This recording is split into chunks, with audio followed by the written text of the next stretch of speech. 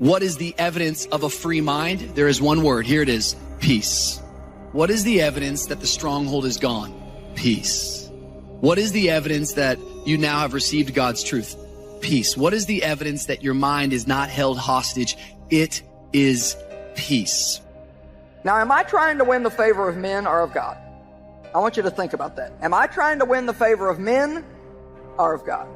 Do I seek to please men? And it frightens me to think. It actually frightens me for people to think how many people miss their destinies and never are fulfilled. Because if you don't do what God intends for you to do, then you're always going to feel like you're missing something. In the absence of answers, what grows? Could be either one for you. Could be cynicism. Some of you have gotten really, really mean over the last 2 years. Because in the absence of answers, you have allowed anger to grow. You completely disown everything that you're doing to contribute to your career, not going to another level. You know better, but you don't want to do better. This is uncomfortable, but I'm telling y'all the truth. The people in your life, as good as they are, there are no perfect people. There is no perfect boss, no perfect friend, no perfect neighbor, no perfect spouse. Give people room to be human.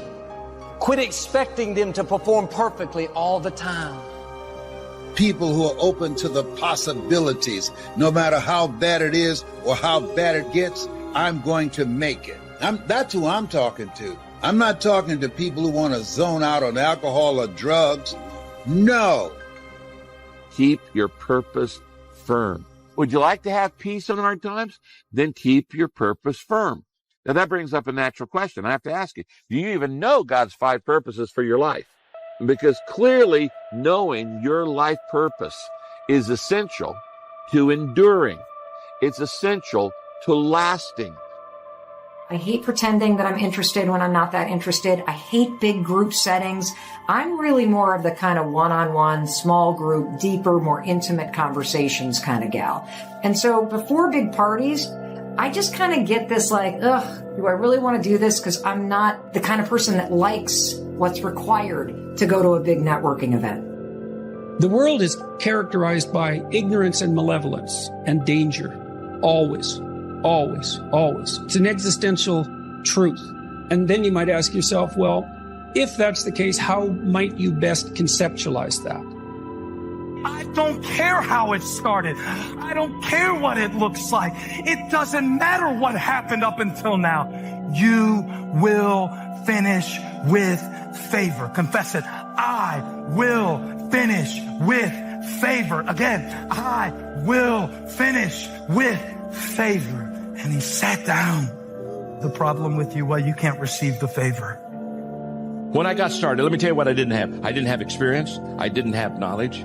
I did not have a model. I did not have a mentor. I did not have a plan. I did not have a fellow traveler. I did not have resources. I did not have money. I did not have a growth environment. But I got started. You don't stop or not start because of what you don't have. A gift opens the way. If you figure that out, it opens the way. You can read all the rest of that if you want to, but your gift opens the way. That's the part I saw. Cool. Then the gift opened the way. I got this lifestyle I got now because my gift opened the way, not my passion. I ain't made $1 playing basketball. If you're not proactive, if you don't choose the right attitude, then the wrong attitude will show up. Instead of going to work sour, dreading the day, feeling unappreciated, you would show up with a smile, grateful to have the job, knowing that you're not working under people, you're working under God, that He's keeping the records. That's what allows God to change things. Now, I'm not telling you that you don't have a reason to complain, but I am saying that it won't do us any good at all. So this is about being smart enough to help ourselves get to the place where we want to be. Because you know what the word complain means? Part of the definition of the word complain means to remain. I'm going to talk to these guys back here. Forget what can't be changed and focus on the future. Until you learn to do this, you're going to be unhappy much of your life. Because you hold on to the habits, and you hold on to the hurts and the hang-ups, and you hold on to the grief and the guilt and the grudges, and that causes so much unhappiness in your life. You got to let it go. As an overall rule, I do not like procrastination. You need to get things done. But if you are going to rest, that is one thing that you should procrastinate on. That's the one thing I want you to put off until tomorrow. And if, when tomorrow comes, you still feel like you need to rest or you need to take a break, then okay, take it. The way we alter our life is, sure, we got to alter our behavior and our relationships and our circumstances, but the only way it's permanent is that we alter that governor, that thermostat, and we start to believe we're worth 85 degrees of life, 95 degrees of life, 110 degrees of life. And there's ways we can alter that. You put yourself in circumstances that are demanding of you past what you think your capacity is, and when you succeed at them, you build a new water line. My mentor got me started on my library when I was 25. I got one of the best. If you saw my library, you would be impressed. I haven't read everything in it, but I feel smarter just walking in it, right? My library.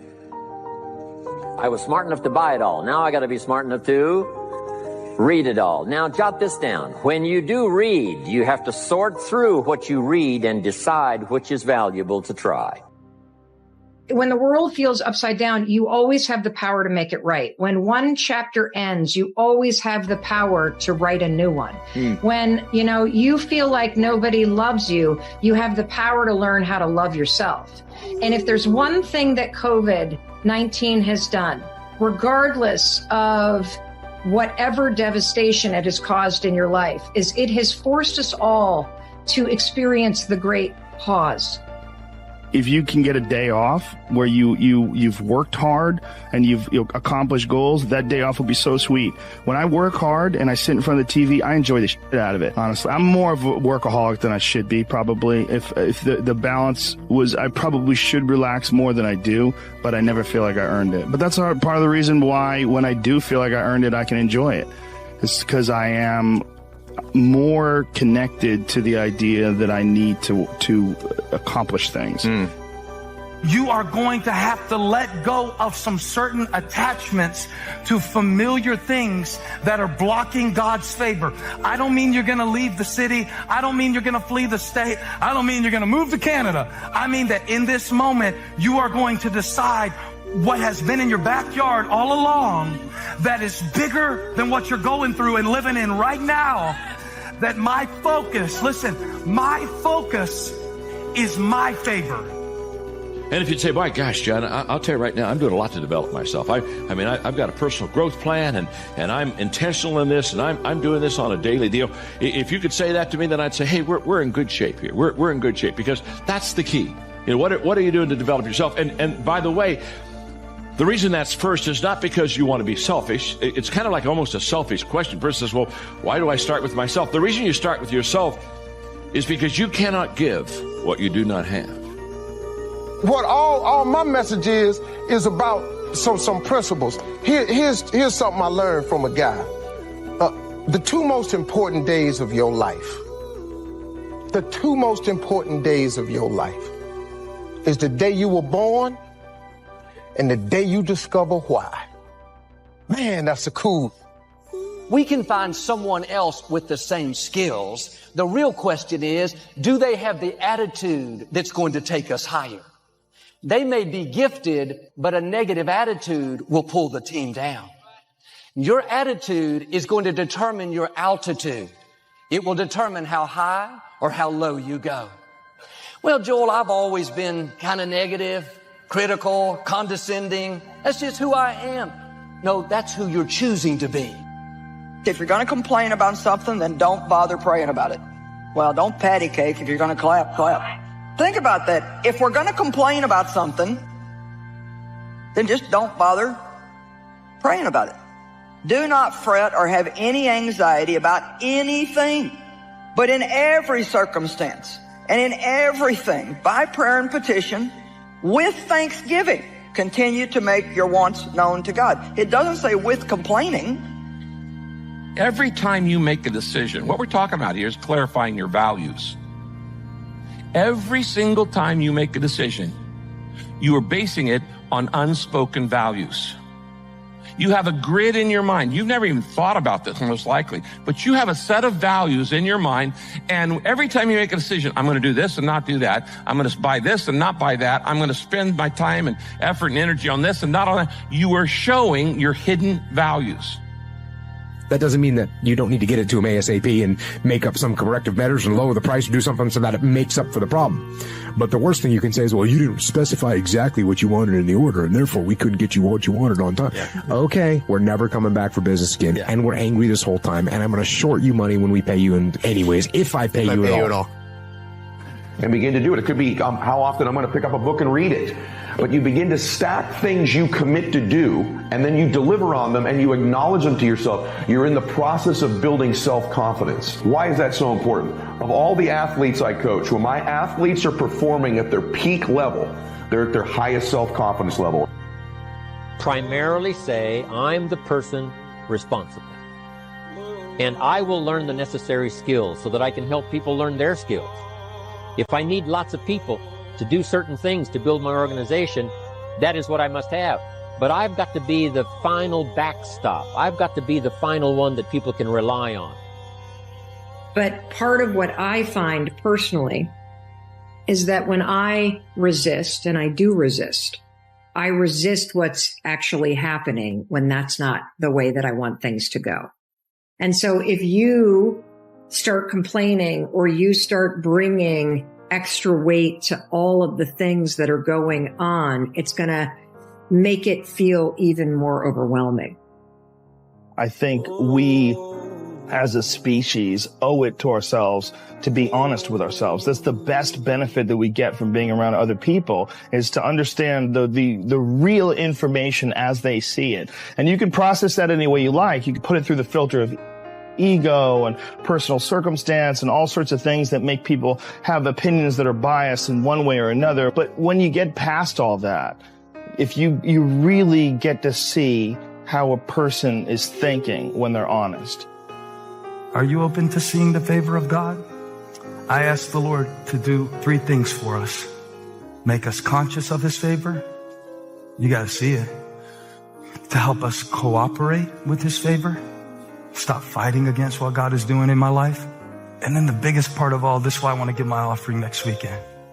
To make me a conduit for his favor. I want that. Because this is the year of the Lord's favor. And so I'm passionate about personal growth, because for that person who says, wow, I had an opportunity, I wasn't ready. If you're growing, you're always ready. Because after I intentionally started growing, I made a commitment to grow as a leader. I started writing. I became an author. I developed growth resources for other people. I founded my first company. I began training conferences. Everything I can think of that has ever been good in my life was a result of the fact that I started personal growth in my life. When you start preparing to move and to change, you got to understand that part coming with it. It's the haters. I'm going to move on because there's a time limit, and there's a couple of things I want to do. When you're going through something, in order to go to the next level, to the next dimension, you have to break through the glass ceiling. But in breaking through a glass ceiling, there's going to be some bloodshed. I can't stand my job, Joel. Traffic is so bad. My house is too small. I'll never get well. You know what that is? An old attitude. Some people have not put on a new attitude for years and years. They wonder why everything's a burden, why it's so heavy. It's their attitude. You let go of yesterday's disappointments, what didn't work out. You get your mind going in the right direction. I'm going to see the good today. Do all things without grumbling. Yes, all things. Yes, that includes your thing. Can you clean your house without grumbling? Guys, can you cut the grass without grumbling? Can you drive in traffic without grumbling? Can you go to the grocery store without grumbling about high prices?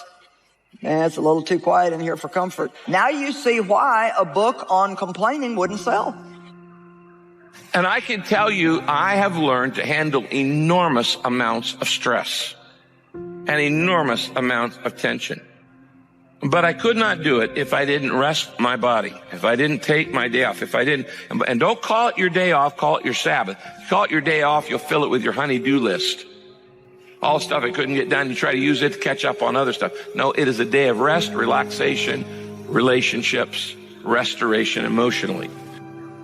Don't give in to the immediate gratification that is whispering in your ear.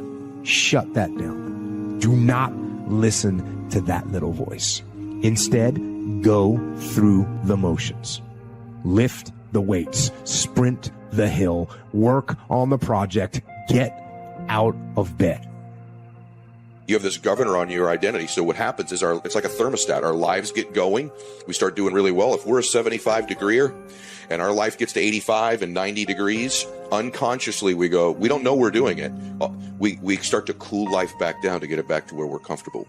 The reverse is also true. When things start to go really bad and you're broke and you're struggling, you find a way to heat your life back up to what you think you're worth and you deserve.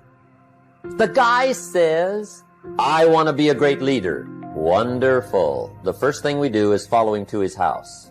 When we get there, we walk in and check his library. Number one. Somebody says, well, why check his library? The reason is because what a man reads pours massive ingredients into his mental factory, and the fabric of his life is built from those ingredients. For the first time, look ahead and say, well, what do I want to go create? And 9 times out of 10, if you're discouraged right now, if you've got financial devastation, if you're facing something that is making this moment in time as hard for you as life was for Lewis and I in 2008 during the last recession, I beg you,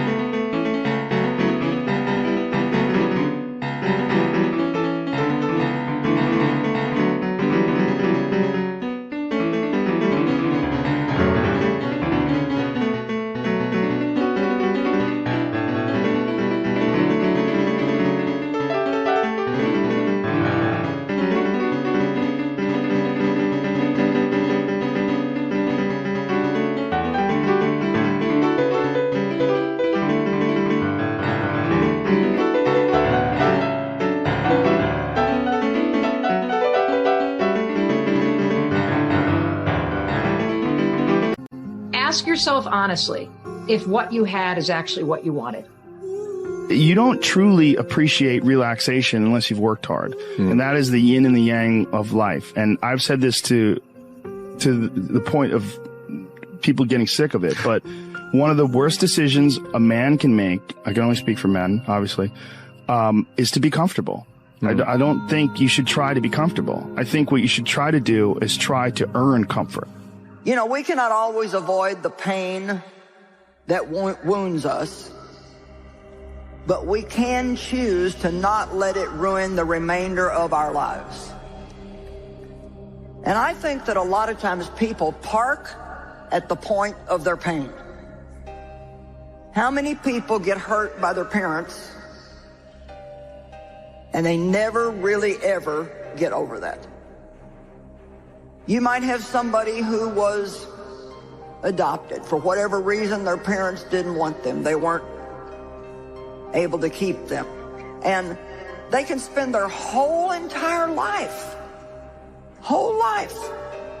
trying to recover from that. Your entire life does not have to be ruined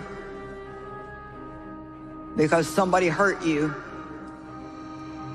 way back when, or last week, or last night, or God promises to heal and restore. I love Psalm 27:10. Even though my mother and father have forsaken me, the Lord will take me up and adopt me as his own child. Hallelujah. You hear people say, Pastor, no one has ever felt rejection that I have known. I assure you, you're wrong. Jesus did.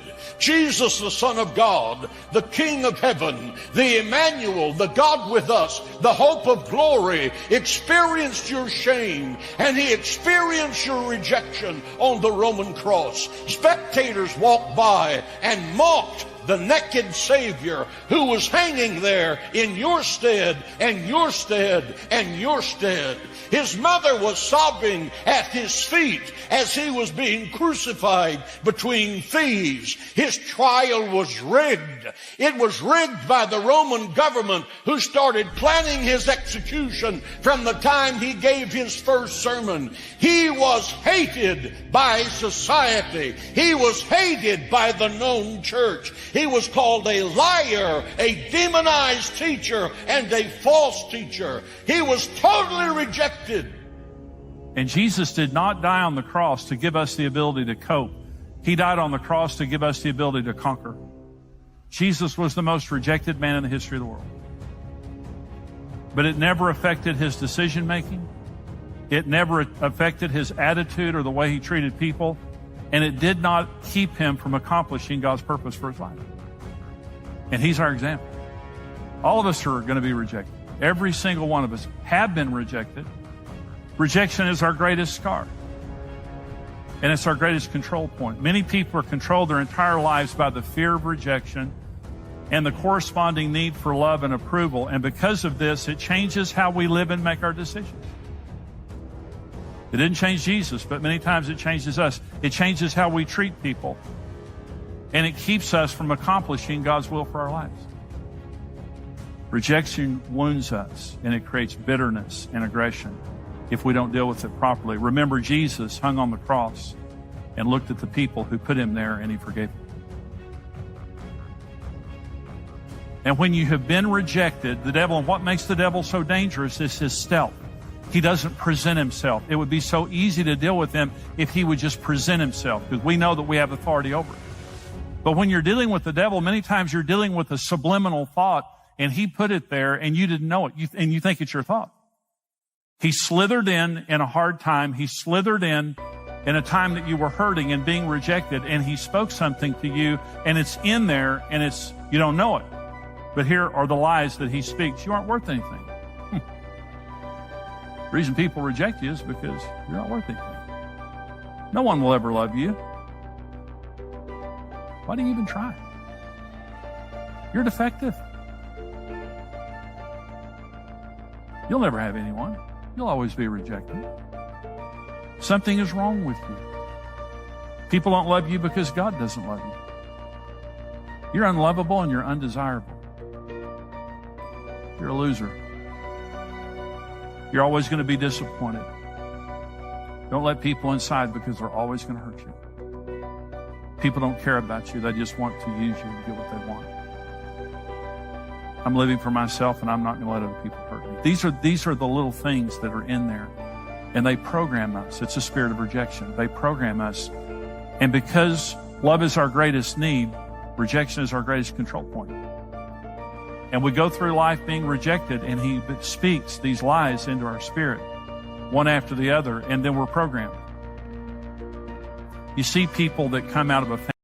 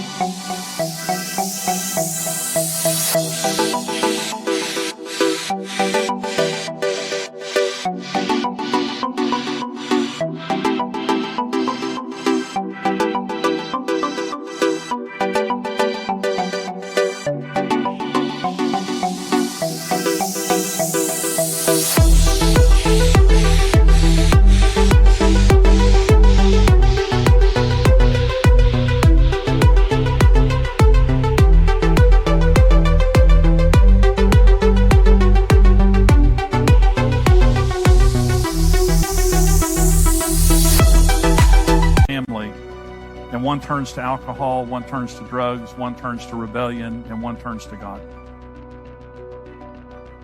And it makes a radical difference where you turn. And what Satan wants, of course, is for someone to hurt us, and then for us to be angry and bitter and resentful, have a chip on our shoulder, spend our life feeling sorry for ourselves, get into all kinds of addictive behaviors, and then spend our lives hating somebody else and hurting somebody else so they can then turn around and do the same thing. And then there it goes from generation to generation to generation. But I'm here to announce good news to you tonight, that if you've been hurt in the past, it does not have to go beyond you to anyone else. You have the privilege of speaking the name of Jesus and believing in the power of God to not only completely heal you and make you just as if it never happened to you, but to never let it go on to anybody else in your generation. And that is wonderful good news. When you've been hurt, when you've gone through something really, really difficult, and somebody comes to you for help, there's a whole new level of understanding and a whole new level of compassion that you can't give to anybody if everything is just a theory in your head and nothing that you've ever had to put to practice in your life. So sometimes one of the reasons he lets you go through things is to equip you and qualify you to actually be in his service and have the credentials to actually help people. You know, there's so many things we don't know. And we get so bothered by the stuff we don't know. We worry about it. We try to figure it out. We ask other people. We try our best to figure out all the things that we don't know. And most of the time, we only get ourselves more confused. Why don't we talk more about what we do know than what we don't know? We know that God loves us. We know we're going to go to heaven and we're going to live for eternity. And we know that all things work out together for good. You focus more on what you do know than what you don't know. Base your life, number one, base your life on God's perfect love and what his word has to say about you. I mean, I don't know who hates you, but I'll tell you, there's one person who loves you, and that's God. And you have to, the only thing that got Jesus through was God's love. Regardless of who rejected him, he knew God the Father loved him. And that's what he focused on. Hebrews 13, let your conduct be without covetousness. Be content with such things as you have. For he himself has said, I will never leave you nor forsake you. So we may boldly say, the Lord is my helper. I will not fear. What can man do to me? God says, I will never leave you nor forsake you. This not only means he won't physically reject you, he'll never turn his heart away. Forsake means turn his heart away. God has promised all of us there will never be a moment in all of eternity when he turns his heart away and rejects us.